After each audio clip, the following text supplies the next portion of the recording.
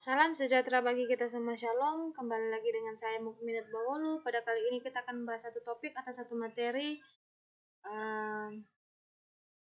yaitu mengenai RPP, cara menyusun RPP. Oke, izinkan saya membuka PowerPoint saya, yang dimana saya sudah menulis atau sudah menyusun contoh di sini yang mengenai RPP. Ini hanya contoh, jadi tergantung dari setiap kita lagi apa yang menjadi ajaran kita, tergantung mata pelajaran yang kita ajar lagi. Di sini saya hanya memberikan contohnya. Pertama dulu dalam membuat RPP kita harus membuat nama sekolah, kemudian mata pelajaran, kemudian kelas, kemudian materinya, kemudian alokasi waktunya. Nah, kemudian harus ada kompetensi intinya. Seperti yang mungkin sudah saya catat di sini, dan tidak akan saya bacakan, tetapi dalam RPP harus ada kompetensi intinya. Kemudian bagian B-nya harus ada kompetensi dasar juga. Seperti yang sudah saya tuliskan di sini, ini lumayan sama ya, lumayan mirip, tetapi dalam RPP harus ada kompetensi dasar dan kompetensi intinya. Kemudian ada indikator pencapaian kompetensi. Nah, hal ini pertama ada dua ya, siswa mampu mengidentifikasi dan siswa mampu menjelaskan. Jadi tergantung dari mata pelajaran yang kita berikan lagi. Ini saya hanya memberikan contoh. Namun dalam indikator pencapaian kompetensi ya seperti yang sudah saya tuliskan di sini, siswa harus mampu mengidentifikasi dan siswa juga harus mampu menjelaskan. Kemudian ada tujuan pembelajaran. Nah, setelah siswa mengikuti pembelajaran, siswa harus dapat mengidentifikasi mungkin sesuai dengan mata pelajaran yang diajarkan guru, dan kemudian menjelaskan hubungan antara mata pelajaran lagi lah yang diajarkan oleh guru. Kemudian ada materi pembelajaran. Nah, ini yang perlu dalam RPP apa materi pembelajaran itu. Pertama ada pengertian yang mungkin pengertian pembelajaran yang diajarkan oleh guru. Kemudian ada komponennya. Ini saya hanya memberikan contoh seperti komponen ekosistem. Kemudian ada interaksi antara komponen dan ekosistem. Ini hanya contoh mata pelajaran yang saya tulis. Jadi semuanya tergantung dari mata pelajaran yang Bapak Ibu gunakan lagi atau Bapak Ibu ajar lagi.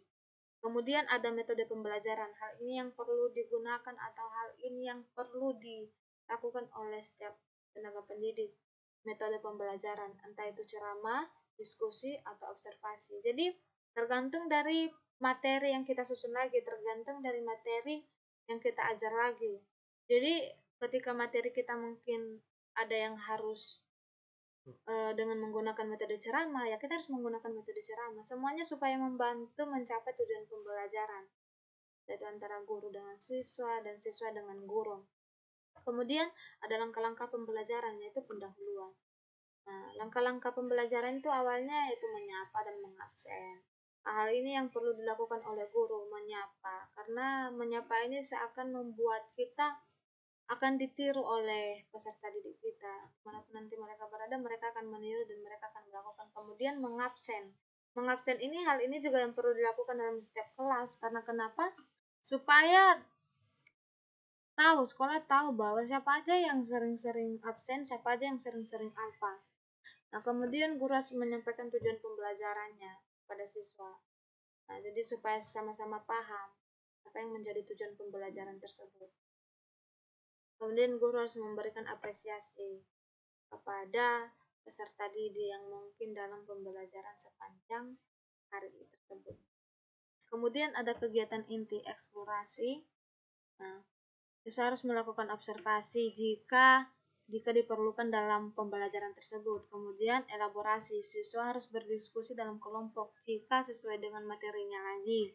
Kemudian ada konfirmasi, guru harus mengulas kembali diskusi dan memberikan penjelasan tambahan jika diperlukan. Kemudian penutup. Nah, guru harus mengajak siswa untuk menyimpulkan materi yang telah dipelajari tadi. Kemudian guru harus memberikan refleksi pembelajaran kepada peserta didik. Kemudian guru harus memberikan tugas rumah terkait mata pelajaran yang diajarkan itu tadi. Tapi tergantung lagi, jika memang ada tugas yang perlu dikerjakan oleh peserta didik, silakan memberikan tugas rumah untuk memudahkan peserta didik juga dalam mengerjakan. Nah, kemudian ada alat dan sumber belajar. Nah, entah itu tergantung, entah itu alat buku teks, LCD proyek, lembar observasi, kemudian sumbernya adalah buku biologi, artikel, atau apapun itu, tergantung dari materi kita lagi. Jadi kita juga harus perlu ada alat dan sumber belajar untuk membuat peserta didik kita lebih mengerti dari apa yang kita jelaskan. Kemudian ada penilaian. Nah, penilaian itu ada macam-macam, entah itu tes tertulis, penilaian kinerja dan proyek. Jadi dalam setiap proses pembelajaran harus ada penilaiannya. Nah, begitupun dengan siswa. Siswa juga bisa menilai gurunya dan guru juga bisa menilai siswanya. Jadi tidak hanya guru yang menilai siswa, siswa juga bisa menilai gurunya. Namun dalam proses pembelajaran, siswalah yang akan lebih dominan menilai, gurulah yang akan lebih dominan menilai peserta didiknya. Kemudian ada bentuk instrumen. Nah, tes tertulis, ada itu penilaian ganda, esai, kemudian penilaian kinerja, ada itu observasi, ada checklist. Nah, rubrik penilaian. Rubrik untuk esai yaitu kriteria meliputi ketetapan konsep, kejelasan penjelasan, dan penggunaan istilah alamiah. Nah, kemudian ada rencana tindak lanjut. Pertama, siswa yang belum mencapai kompetensi itu memberikan remedial dan tugas. Nah, apakah RPP ini perlu digunakan oleh staf guru? Ini sangat perlu, karena untuk membantu guru lebih efektif dan efisien dalam proses pembelajarannya. Nah, jadi mungkin hal ini lumayan sepele bagi kita ketika kita mendengar atau melihat, tetapi hal inilah yang akan membantu kita untuk sama-sama mencapai tujuan pembelajaran kita.